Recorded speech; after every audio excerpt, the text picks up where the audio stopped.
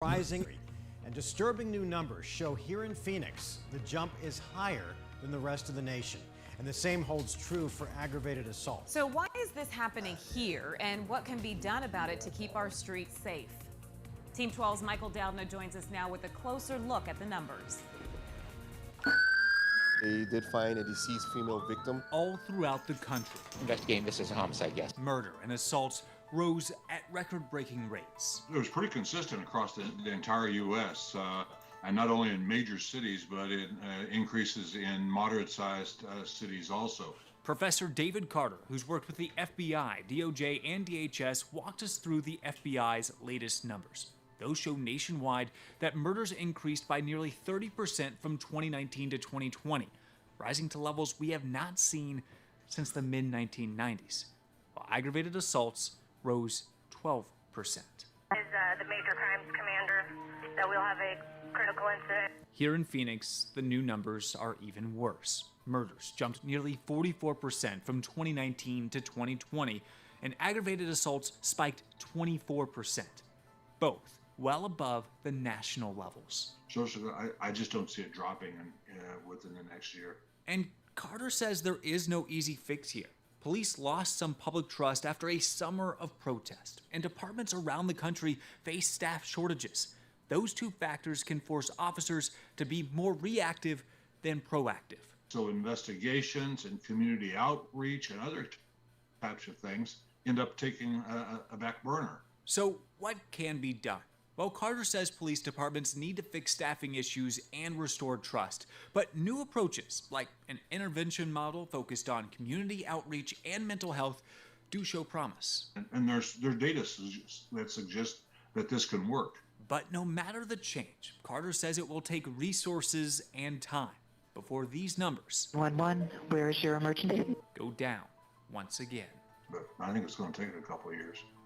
Now, if there is a silver lining to this report, it's that sexual assaults and property crimes both dropped in 2020. We'll actually have a link to that full FBI report on the 12 News app. More in Phoenix, Michael Doudna, 12 News.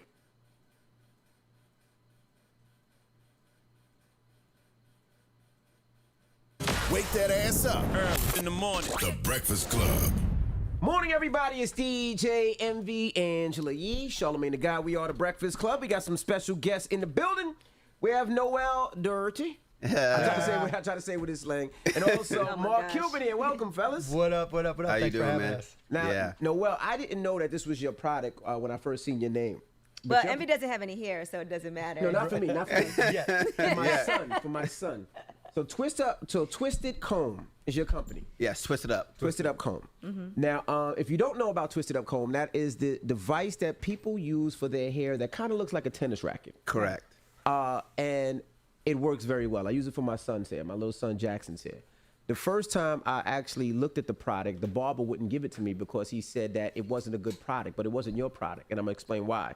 Your product is something that could be washed. When it first came out, you couldn't wash the product. The first thing, it probably wasn't yours, it was somebody else's similar. A lot of bootleg ones. So it's a bootleg. So what the barbers didn't like it because you have to use it on your hair and you couldn't clean it, and then they have to use it on your hair. Correct. But when this product came out, it kind of changed the game. So how did you come up with this concept and this idea of this comb that can comb kids' hair? And as you can see, Mark Cuban uses it all the time. My natural is ready. It just came, it birthed out of necessity for me. So obviously in our culture, right, we've never really had something that we can wake up and go. Every hairstyle that I ever had has some type of maintenance, whether it was braids, waves, curls, texturizers. And I got into real estate. And what started to happen is that I wanted to figure out a way to wear my hair naturally and go to work. Correct. And my cousin came across a tennis racket, and he goes, "Bro, like you can like actually twist your hair with a tennis racket." And how did your brother come up with, like, what made him say, you know what? He must have been high. Moment. You know, let me get this tennis racket. A lot of things happening, you know, after midnight. You know, all right. But it came out. I started using it. There's obviously another product out there that you can use, which I loved. The only problem, like you said, is that A, I had to replace it like every week. B, it wasn't really portable, so I went to the club and took off my hat, and they were like, "Yo, no hats here." I was like, "Yo, I can't do my hair. It's all matted." So I just wanted to figure out a way to do this, and a tennis racket worked. It was a one-time buy, so I went and I bought 3 of them. I was like, all right, I kept one at my girl's house, kept one at the gym, one in my car. And I twist my hair for a tennis racket. You kept the tennis racket in the gym? Mm-hmm. Okay, go ahead. Because, you know, I work out. Important. Yeah, you know, I wanted to wake up and go. So I did very well in real estate, and I started traveling. And my boy and I went to Brazil, and I ended up losing my racket. Don't know what happened to it. Oh, man, party done. Yeah, so hey, that's a song. Party done. That is a song. Shout out to Masha. So we ended up walking up and down Brazil trying to find this tennis racket. And it took me like about an hour to find it, right? OCD, relentless, had to go. Like, yo, it's too hot.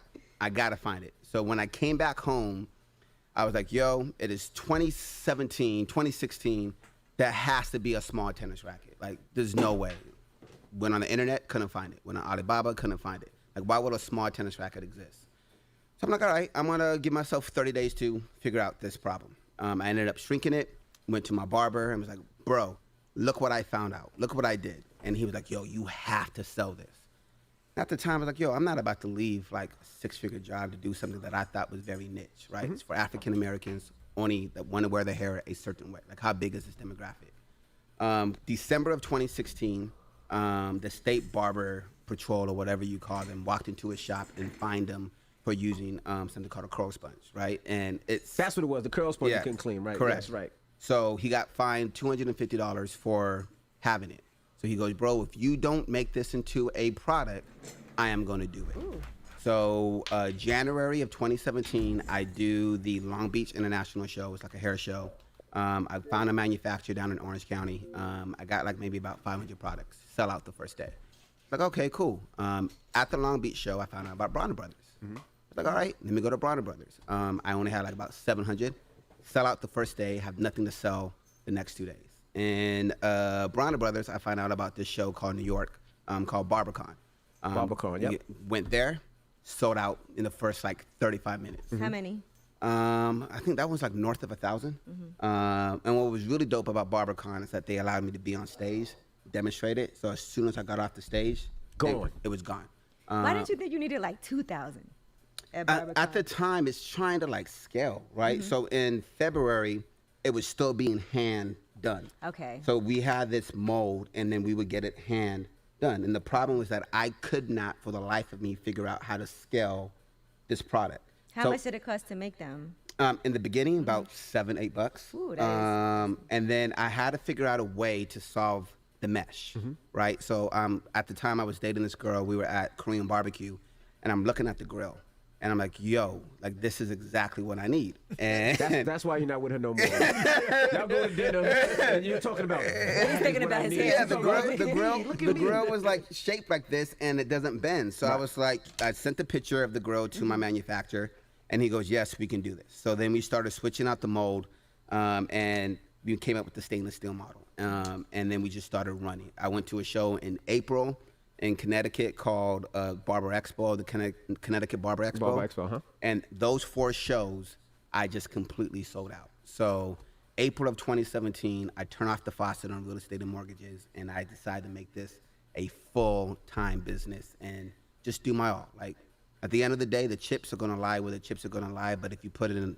1,000% effort, you have no regrets. Now, Mark and Damon invested into the company, went to Shark Tank.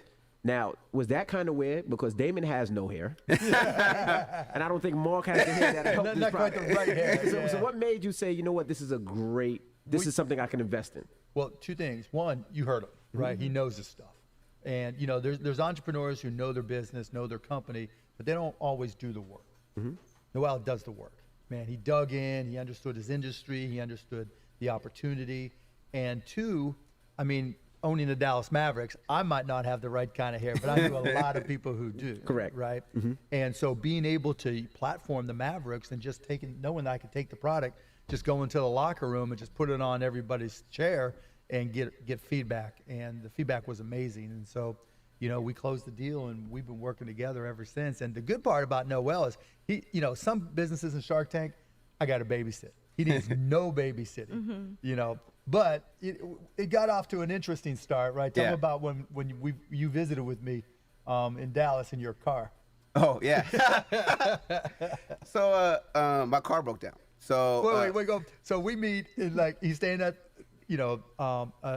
okay hotel, and That was like an inn. Yeah. We can say like maybe like 3 stars. Yeah. Mark Cuban put you in a No, day. he No, got paid for himself. I pay for myself. So like So I that's come a from good I come sign. from humble beginnings, So you're right? like, look, I got it. With the cheapest it come, cheapest it go. Yeah, like to me, that's a good Yeah. That's a sign, grind. I'm man. gonna get yeah, there. like make I mean, it, I'm don't not in the matter. point to spend money. Like Yeah. again, my man just invested a lot of money in me, right? I don't like owing people. It should be for right? the business too. That money's for Correct. the Exactly. business. Like I don't need to stay in a 5-star. Like I was fine sleeping in the inn before him. I could be fine sleeping in the inn Amen with to that, him. man. I had no right? problem with the end, right? Yeah. but the best part was, right, we didn't go like, there's no meeting room or anything. We're just sitting outside talking, right?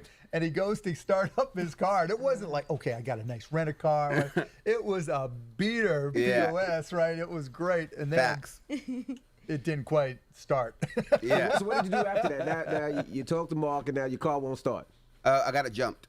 I mean, you get it jumped, it was yeah. dead. Yeah, it was dead. It was dead. It was one of those where you couldn't turn it off ever again until you got back home. Yeah. Well, I mean, it was Dallas, so it was a rental car, right? Yeah, so it I was- just. But that's even better, right? To me, that was like, okay, I love this guy, man. We're gonna do business forever because he's putting his money in the right spot. Because I can't tell you, like the beaters I would rent when I was first getting started, like just nasty cars that you had to buy, right? Like my first suits were all used clothes, 2 for $99, buying used polo shirts, used everything because that's what you have to do, right? Where are you going to put your money? And Noel was right on that path. And on top of that, he's not afraid, man. You can tell when someone truly believes in the product, they got it with them all the time. It's not selling that's helping, right? And so they're happy to talk about it. And that was Noel. Now you have this shirt that says sweat equity on it. So I have to ask you about this because starting companies, right? When do you decide it's time for me to be able to actually pay myself? Because a lot of people have things that they want to do. They have bills and things to take care of, but all the money should be going into the business at first. So what's the rule on that? Depends. I mean, like, do you have another job? Like a lot of people are like, oh, to really prove that you're committed, you got to quit your other job. No, like Noel stayed in real estate until he knew, right? It wasn't until he was selling products and had saved some money that he knew he could make the jump. And I was the same way. I was a bartender at night, and it wasn't until I was living 6 guys in a 3-bedroom apartment, sleeping on the floor. And then I didn't start till I got fired. And so I had no choice but to make it work, and so I paid myself just based off, I ate what I could kill. If I had some commissions or something that I made some money on, that's how I lived. But it was mostly, I gained 25 pounds going to bars, spending $2 on a beer and eating all the fried mushrooms I could grab, so you just do what you got to do. Do you think it's different when you get it out the dirt, meaning, you didn't get it hand down? It Yeah, was for no sure. generational? Yeah, for Because, sure. even with, you being an owner, you're different than a lot of the other owners. You're outspoken, you say what you want to say. You're like, fine, We say fuck governors y'all. Like, now. Exactly right. But I think a lot of other people wouldn't do that. But I think you feel like, look, I built it, so I built it the way I want it. I'm going to do the way I want it. Yeah, of course. I busted my ass for a reason, right? Just so I can say fuck you, An appreciation for the product. Yeah,